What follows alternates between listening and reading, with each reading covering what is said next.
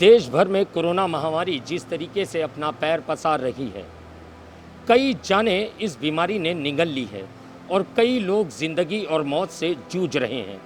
मैं बात करूंगा महाराष्ट्र की, महाराष्ट्र के अंदर मुंबई की, जो कि देश की आर्थिक राजधानी है। यहाँ पे कोरोना अपने अलग ही तरीके से पैर पसार रहा है। कई मरीजों में तो सिम्टम्स ना होने के बावजूद भी कोरोना पॉजिटिव की रिपोर्ट सामने आई है। मगर बात करनी होगी यहाँ के योद्धाओं की, जो कि एक डॉक्टर हैं और अपने पेशे से मुंह न मोड़ते हुए वो खुद मौत और ज़िंदगी से जूझकर लोगों की जान बचाने में जुटे हैं।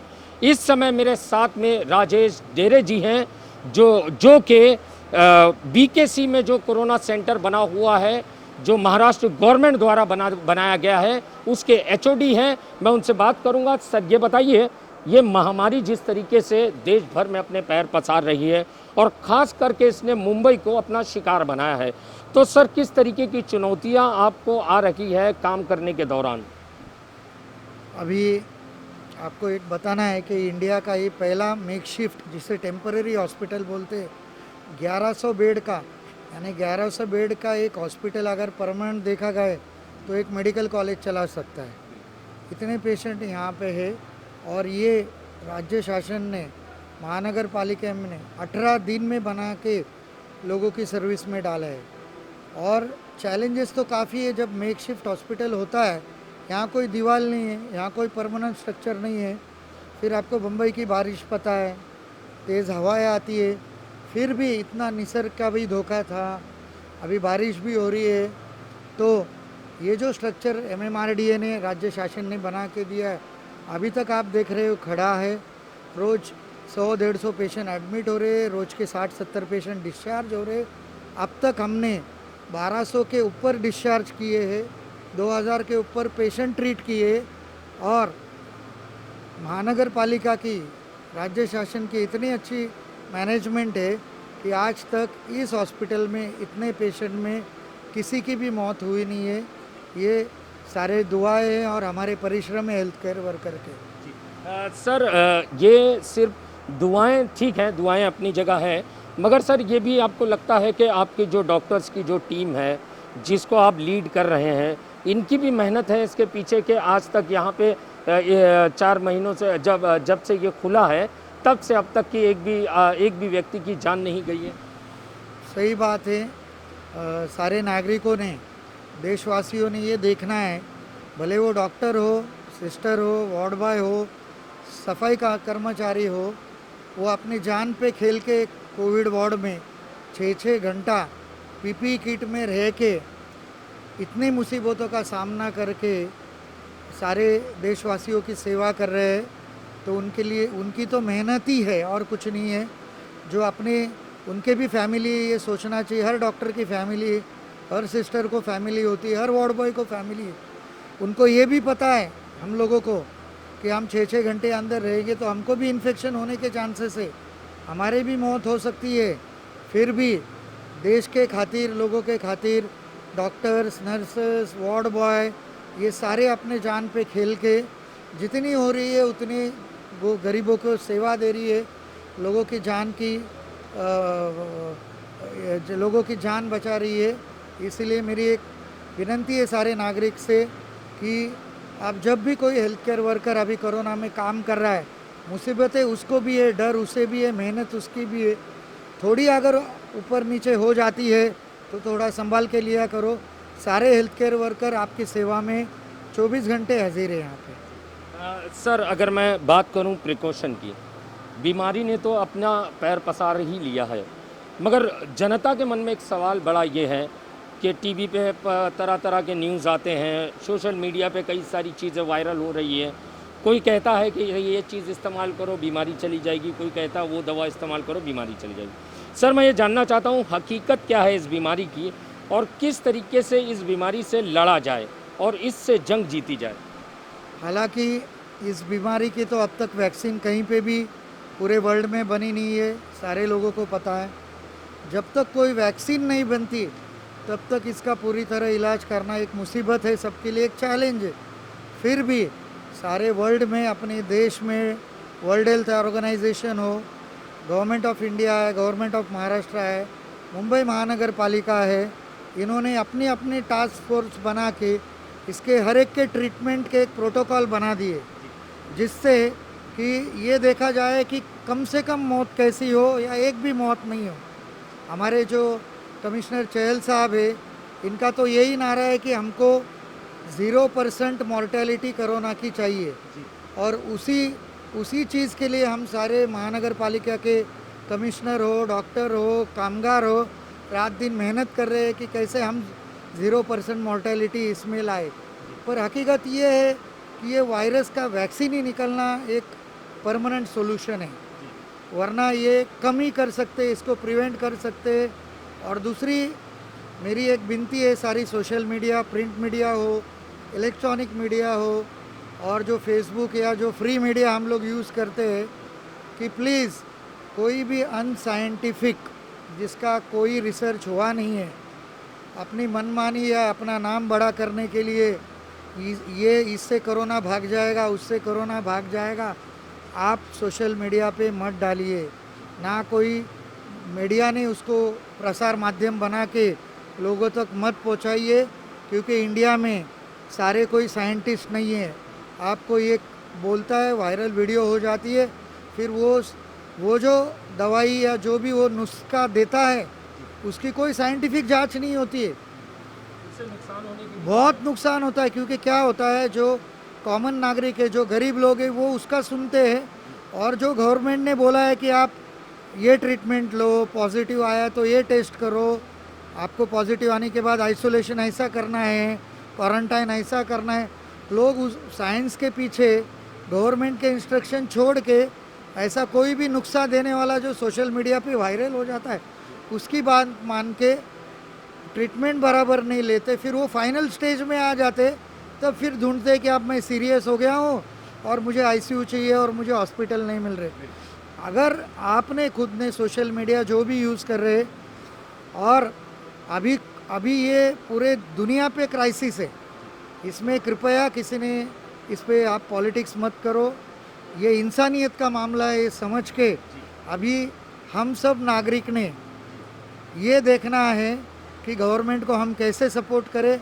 गवर्नमेंट अपनी तरह से 24 घंटा ट्राई कर रही है कि कोरोना कैसे ख़त्म हो, पर आप अगर सोशल मीडिया में जो रिसर्च ना की हुई दवाई है, जिस इंसान ने कभी ज़िंदगी में रिसर्च नहीं किया, कोई बोलता है गर्म पानी रात दिन पियो, उससे भी साइड इफ़ेक्ट होता है। जब तक रिसर्च होता नहीं है, जब तक गवर्नमेंट आपको बोलती नहीं है कि ये यूज़ करो, इससे कोरोना में फ़र्क हो सकता है, तब तक कृपया आप किसी पे भरोसा मत रखो, ये आपके फ़ायदे के लिए। ये थे राजेश दरे जी, जिन्होंने बहुत सारी बातें हमारे साथ में की। मैं अब बात करना चाहूँगा जो कि सलीम जी हैं, जो कि समाज सेवी हैं, सोशल वर्कर हैं।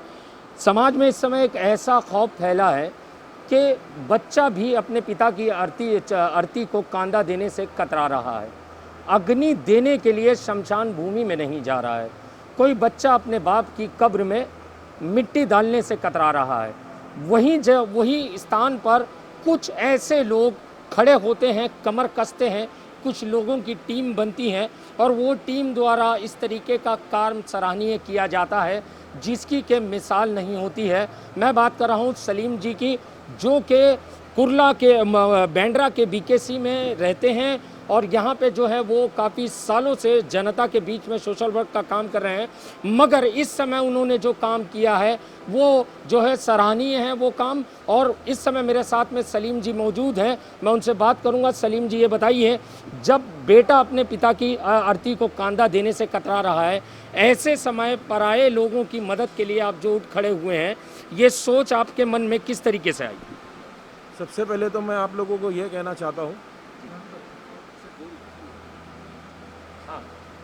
सबसे पहले तो मैं आपको ये कहना चाहता हूँ कि ये कोई पराये नहीं है, ये सब अपने हैं, और हम सब का मज़हब जो है इंसानियत का मज़हब है, और वही इंसानियत का मज़हब लेके हम सब यहाँ मेहनत कर रहे हैं। और सबसे पहले तो सराहना आपको ये देना चाहिए कि हमारे जो राजेश डेरे सर है, जो यहाँ के HOD है, ओके, जो HOD है, तो HOD ने आज कम से कम 2 से 2,500 यहाँ के पेशेंट्स को माशाल्लाह बहुत अच्छा क्यूआर किया और क्यूआर करके भेजा है। हम सलाम करते हैं ऐसे डॉक्टर्स के लिए और हम ये मैसेज देना चाहते हैं हमारे सीएम साहब को भी, यहाँ तक कि हमारे प्राइम मिनिस्टर साहब को भी, कि ऐसे डॉक्टर्स की और हमको ज़रूरत है। बिल्कुल। सलीम जी, ये बताइए, मेरा सवाल था, आप जो कोरोना पेशेंट्स की मदद कर रहे हैं इस समय, तो किस तरीके की मदद आप मुहैया करवा रहे हैं, क्या कुछ कर रहे हैं वैसे लोगों के लिए? जितने भी कोरोना पेशेंट्स हैं तो पेशेंट्स जहाँ पे बीकेसी में उनको आना है, ठीक है, 1916 पे भी वो डायल करते हैं और मैंने अपना भी पूरा अवेयरनेस के लिए मोबाइल नंबर पूरा अवेयरनेस के लिए किया है, ठीक है, वायरल किया है। तो वैसे मुझे कॉल आता है तो कॉल आने के बाद मुझे ऐसा लगता है कि भाई पेशेंट जो है 90% उनका सैचुरेशन है, 95% सैचुरेशन है, ऐसा लगता है कि इधर बेड अवेलेबल है तो मैं उनको bed available free of cost government of Maharashtra की तरफ से करा के देता हूँ। जी। सर, अगर मैं जानना चाहूँ, मेरे अपने चैनल पर आप अपना नंबर एक बार दोहराएंगे ताकि लोग सुन सके जिनके पास आपका नंबर नहीं है? मेरा नंबर ले लीजिए 9702578506। 9702578506। जी। अगर कोई आपसे मदद चाहता हो, आप तक पहुंचना चाहता हो, तो क्या ये नंबर ही ज़रिया है या और कोई भी? बस ये नंबर ही ज़रिया है और इंशाल्लाह मेरे फेसबुक अकाउंट भी है, मेरा ट्विटर अकाउंट भी है, वो मुझे ट्वीट करके भी बता सकते हैं, फेसबुक पे कमेंट्स भी बता सकते हैं और जितना हो सके मैं 24 आवर्स ये मेरा मोबाइल नंबर चालू रहता है। राजेश जी, मैं आपसे सवाल करना चाहूँगा। सर, ये बताइए, जिस तरीके से महाराष्ट्र गवर्नमेंट ने ये पहल की है, इतना बड़ा सेंटर खड़ा किया है अपने आप में, तो सर आपको लगता है कि अन्य राज्यों को भी इस तरीके का कार्य करना चाहिए? क्यों नहीं, सिर्फ यही नहीं, अभी फ़िलहाल हमारे जम्बो फैसिलिटी जो है वो 10,000 बेड ऐड 3,500 तो इनाग्रेट हो चुकी है, जो कार्यरत है। और हमारे कमिश्नर साहब जायसवाल साहब, काकानी सर और महाराष्ट्र के सीएम, इन्होंने ऐसे 6-7 जंबो सेंटर जो 10,000 बेड बढ़ाई है और वो 1 महीने के रिकॉर्ड में बनाई है।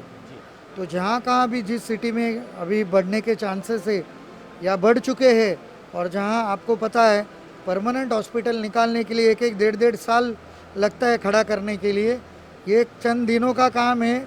इसको आप अच्छे से अगर संभालो तो आपके पेशेंट उसी लेवल पे ट्रीटमेंट किया जा सकता है। आपको और एक मालूमात बता दें कि सामने जो फेज़ 2 है हमारा, उसमें हमने 100 महानगर पालिका ने 108 बेड के आईसीयू 3 दिन पहले चालू कर चुके हैं। मेरे हिसाब से इतना बड़ा आईसीयू सेंटर एक जगह मुंबई में कहीं नहीं है। जैसे कि आपने सुना, 108 बेड का जो आईसीयू, जो एकदम आखिरी कंडीशन में जब पेशेंट पहुंच जाता है, एकदम अवस्था उसकी अस्थिर हो जाती है, उस समय उसे आईसीयू में भर्ती किया जाता है। उसका भी यहाँ पे इस समय जो है इंतज़ाम कर दिया गया है ताकि लोगों को ये चिंता ना रहे कि कहीं और भटकना पड़े कि आईसीयू के अभाव में। सलीम सर, मैं आपसे सवाल करना चाहूँगा, कितने लोग हो आप, लोग किस तरीके से कार्य कर रहे हो और कोरोना पेशेंट्स को किस तरीके की मदद पहुँचा रहे हो?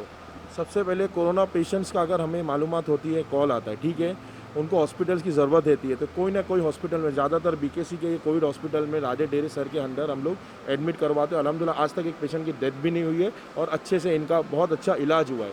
दूसरा, अगर खुदा ना खास्ता कोई दूसरे हॉस्पिटल में इनकी डेथ होती है, उनका बॉडी उठाने वाला कोई नहीं, तो हमारी एक टीम है, वो हमारी टीम बॉडी भी उठाती है, एम्बुलेंस भी मुहैया करती है और फ्री ऑफ कॉस्ट ये सब सिर्फ अल्लाह के खातिर ये सब काम होता है। सलीम जी, एक आखिरी सवाल मैं आपसे करना चाहूँगा। आपका परिवार है अपना? आपकी बीवी बच्चे होंगे? सर, ये पूरा दिन जो आप व्यस्त रहते हो इन सारे कामों में, उसके बाद घर भी जाते हो, तो किसी किस्म का चिंता या खौफ मन में सवाल अपने आप को लेके, क्या मैं खुद भी एक पेशेंट बनकर घर जा रहा हूँ या अपने परिवार को उससे पीड़ित कर रहा हूँ? आपको सबसे पहले बताना चाहता हूँ, आज से 1.5 महीना पहले रमज़ान में ही मेरे वालिद साहब का इंतकाल हुआ था।